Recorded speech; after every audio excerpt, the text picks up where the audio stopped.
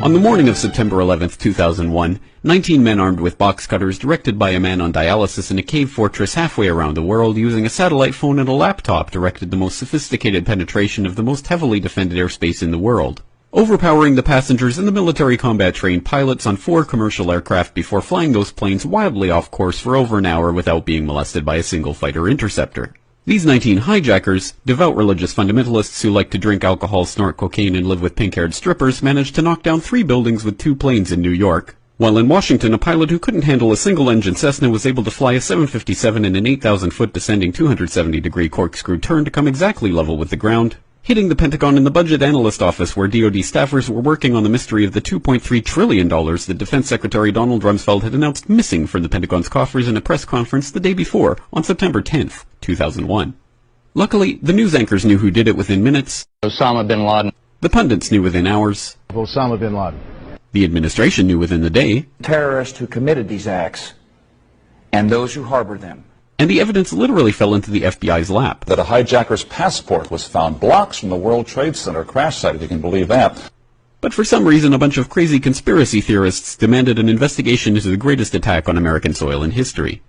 That investigation was delayed, underfunded, set up to fail, a conflict of interest, and a cover-up from start to finish. It was based on testimony extracted through torture, the records of which were destroyed. It failed to mention the existence of WTC-7, Able Danger, P-TECH, Sibel Edmonds, OBL and the CIA, and the drills of hijacked aircraft being flown into buildings that were being simulated at the precise same time that those events were actually happening. It was lied to by the Pentagon, the CIA, the Bush administration, and as for Bush and Cheney, well, no one knows what they told it because they testified in secret, off the record, not under oath, and behind closed doors. It didn't bother to look at who funded the attacks because that question is ultimately of little practical significance.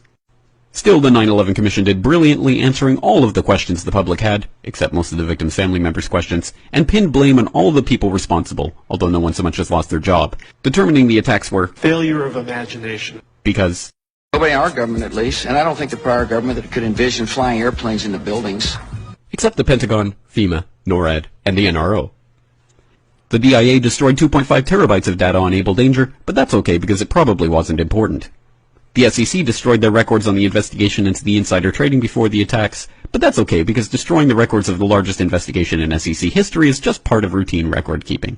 NIST has classified the data that they used for their model of WTC-7's collapse, but that's okay because knowing how they made their model of the collapse would jeopardize public safety.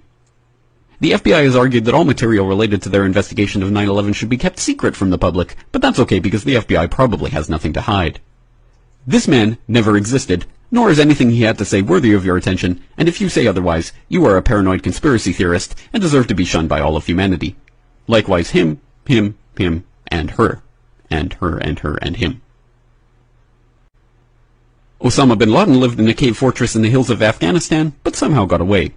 Then he was hiding out in Tora Bora, but somehow got away. Then he lived in Abbottabad for years, taunting the most comprehensive intelligence dragnet employing the most sophisticated technology in the history of the world for a decade, releasing video after video with complete impunity and getting younger and younger as he did so, before finally being found in a daring SEAL team raid which wasn't recorded on video, in which he didn't resist or use his wife as a human shield, and in which these crack special forces operatives panicked and killed this unarmed man, supposedly the best source of intelligence about those dastardly terrorists on the entire planet. Then they dumped his body in the ocean before telling anyone about it. Then a couple dozen of that team's members died in a helicopter crash in Afghanistan. This is the story of 9/11, brought to you by the media which told you the hard truths about his head could be seen to move violently forward. And they took the babies out of the incubators. And mobile production facilities.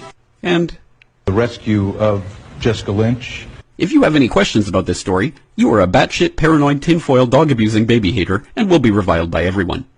If you love your country and or freedom, happiness, rainbows, rock and roll, puppy dogs, apple pie, and your grandma, you will never ever express doubts about any part of this story to anyone. Ever. This has been a public service announcement by the Friends of the FBI, CIA, NSA, DIA, SEC, MSM, White House, NIST, and the 9/11 Commission. Because ignorance is strength.